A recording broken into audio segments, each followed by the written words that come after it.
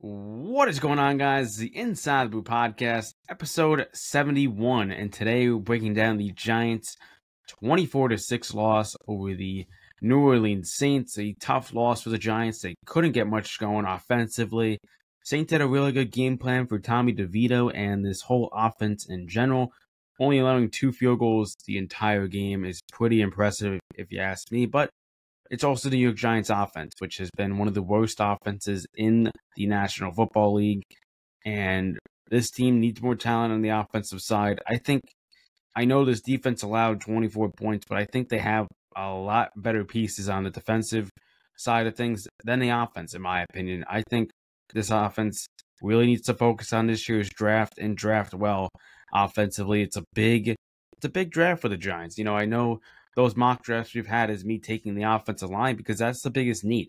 This Giants offensive line is I believe that they're ranked the worst in terms of pass blocking, and getting guys on the offensive line could really help this team, move the football downfield, because our QBs, whether it's Tyrod Taylor, Daniel Jones, or Tommy DeVito, have not had enough time to throw the football, and you need time to throw the football. You look at all these top teams with those really good QBs. Brock Purdy, amazing offensive line. Jalen Hurts, amazing offensive line. Dak Prescott, great O-line. Josh Allen, good O-line. And I know that this team needs offensive line. They've needed offensive line for the last decade, I feel like. And that might be a stretch, but this team just does not have good offensive linemen besides Andrew Thomas. Andrew Thomas is the only, guy you look at this offensive line that's, your best threat. And you know that they're not going to put their best edge rusher against Andrew Thomas, because Andrew Thomas is probably going to win that victory, at least half the time, if not more. And Evan Neal has struggled this year. He's been out with an ankle injury for the past few weeks. Justin Pugh has, did not have a good game against the Saints. Mark Gawinski is not good. Tyree Phillips is a slightly better version of Evan Neal on the right tackle position. And John Michael Schmitz has been okay, in my opinion, his rookie year. I know, when you're playing some of the top defensive lines in your rookie year, it's not an easy task, but I think, he's done an okay job at center this year, and he's obviously going to be the center next year. Evan Neal, there's definitely a lot of questions for him. What do you do with him? Do you move him at guard? Do you move him at right tackle? And I think your best bet is to move him at right guard. Right tackle, you have to be really, really quick on the outside, because that's when he's getting beat. I don't think he's getting beat a lot or as much on the inside than him, getting beat on the outside. I think if he has right guard, he doesn't have to do as much as he has to do on right tackle. And his pass blocking has not been good. He has been trash when it comes to pass blocking. I think as a run blocker, he's a lot better, but he's been bad. That's, no ifs, ands. He has just been really bad. And, we need to be better at drafting offensive linemen. We've drafted a lot of O-linemen, in the past years, whether it was the Gettleman era. But the Gettleman era was, talking about Dave Gettleman, is he has set this team back so much in terms of talent compared to, the other teams, right? I feel like this team is 2 to 3, maybe even 4 years back of talent when it comes to the Eagles and Cowboys. Cowboys and Eagles, they never draft high. You never really see the except for kind of 2020 when that whole division was trash. The Eagles and Cowboys don't draft very high in the draft, so they don't get the top tier gem unless some player falls to him, like Jalen Carter did to the Eagles. But the Eagles had a top pick because they had that Saints trade, I believe it was. And with the Cowboys and Eagles, they don't draft high. So there should be no excuse that if the Giants are drafting high all the time, they shouldn't be this bad. But that's just how bad they've been at drafting. Andrew Thomas has been good. Dexter Lawrence has been a good pick. Deonte Banks has looked, up and down in his rookie year.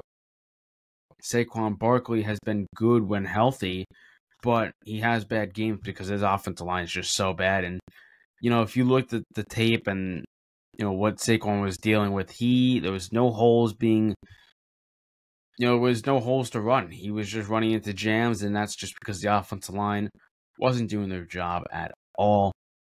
But this is a drafting league. The NFL, if you draft well and you put the pieces together, you could have a good football team, right? Not really you see a lot of big time trades to really improve your team. It's really through free agency and the draft, in my opinion. I know there's been some stuff like Brock Purdy and, not the Brock Purdy, the Christian McCaffrey deal, or, the Amari Cooper deal back in the day when Dallas got him. He was a big fit for them, really good fit. But either way, it's just been them drafting. Like, the QBs are normally, from the draft, right? Dak Prescott, Mississippi State QB from, Dallas Cowboys in the 4th round. Jalen Hurts got drafted by the Eagles. Daniel Jones, Sam Howell. Those are just a few QBs to name. Of course, Lamar Jackson and, Kenny Pickett. I'm just naming random QBs, but you get the point, right? The Giants need to draft well, and there should be no excuse that they should be this bad when they draft top of the league all the time, in my opinion. But this team, getting back to the Saints game, I thought it was a winnable game. I really did, and I know maybe that's just me being delusional or me just really wanting to win, to try and sneak into the playoffs, even though it was less than like 5% chance.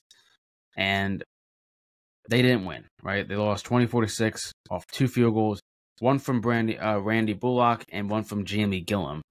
Of course, Randy Bullock left the game with a hamstring injury, and then Jamie Gilliam, the lefty punter, had to kick a field goal with his left foot. Haven't seen that in I don't even know, forever.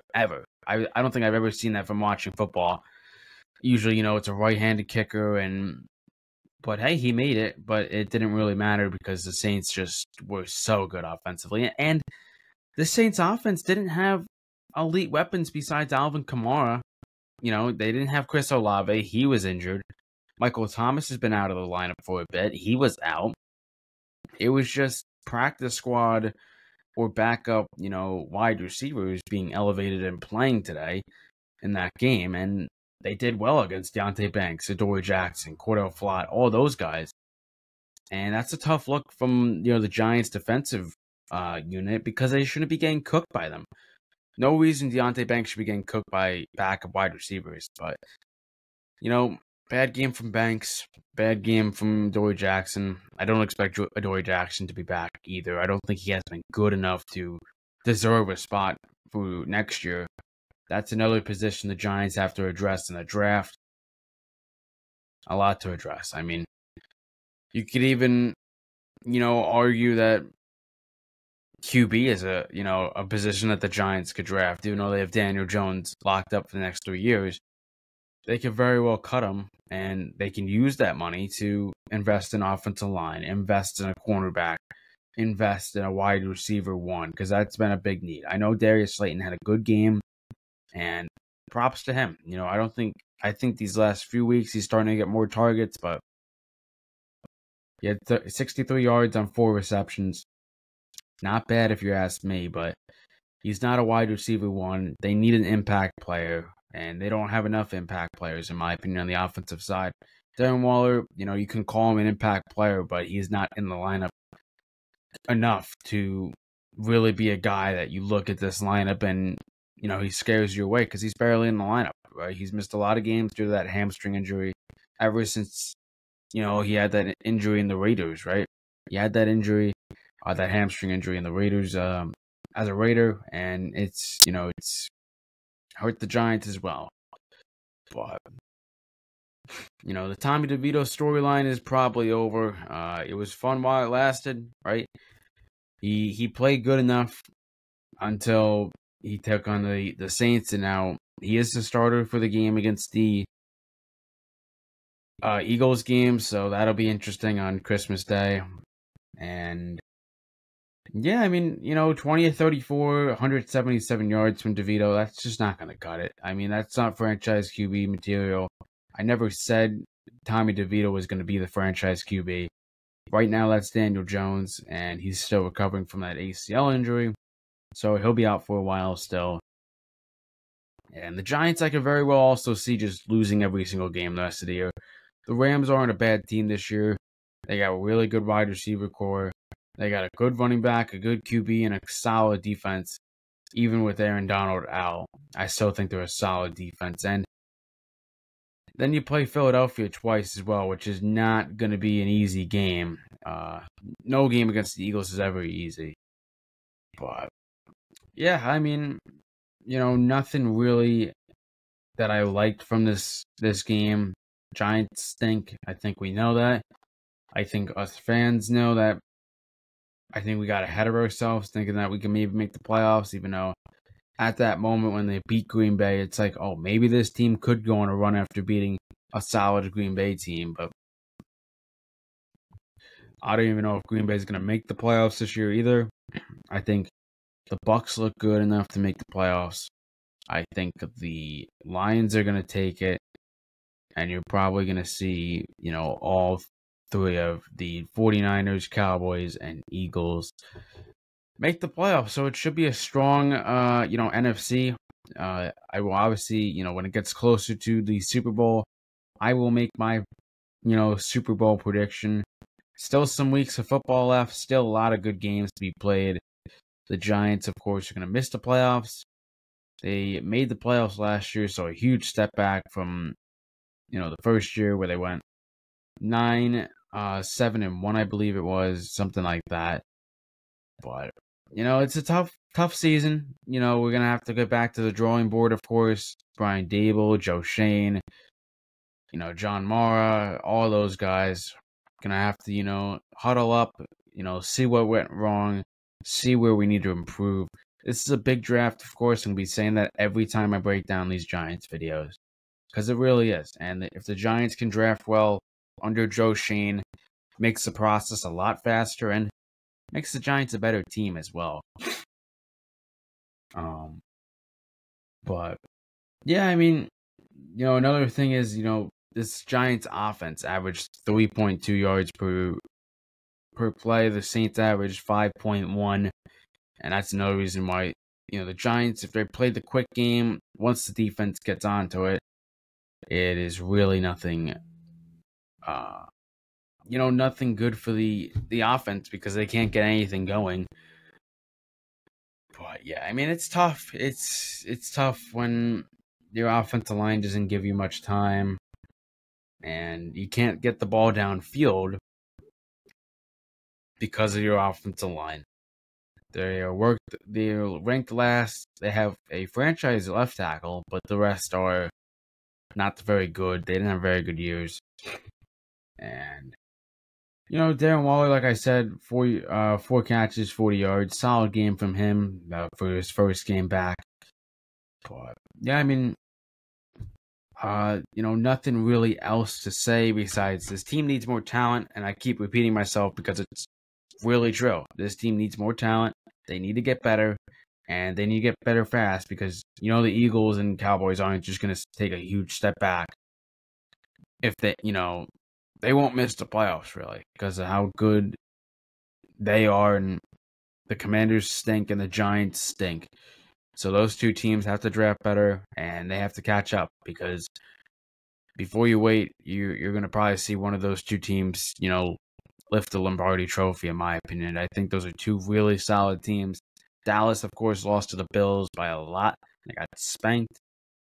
Eagles just lost to the Seahawks, so both teams losing games. They're going to lose games. I mean, it's kind of hard to win every game, even though they start off real hot. 49ers look really good. Lions, I still have questions for the Lions for sure. If Jared Goff really is that guy. And also, kind of their run defense, I don't know if it's very good.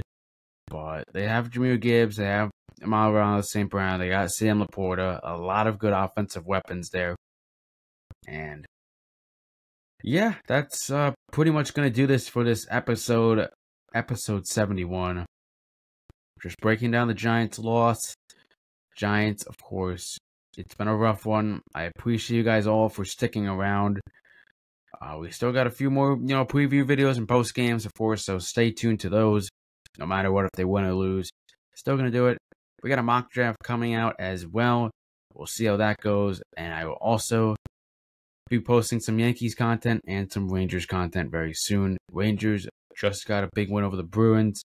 Yankees, maybe they get Yamamoto, maybe they don't. But anyways, guys, I appreciate the support. Of course, on the road to 100 subscribers. A few more days until we hit the end of the 2023. But anyways, hopefully we get close to 100 subscribers. I appreciate you guys all, and I'll see you guys in the next one. Peace.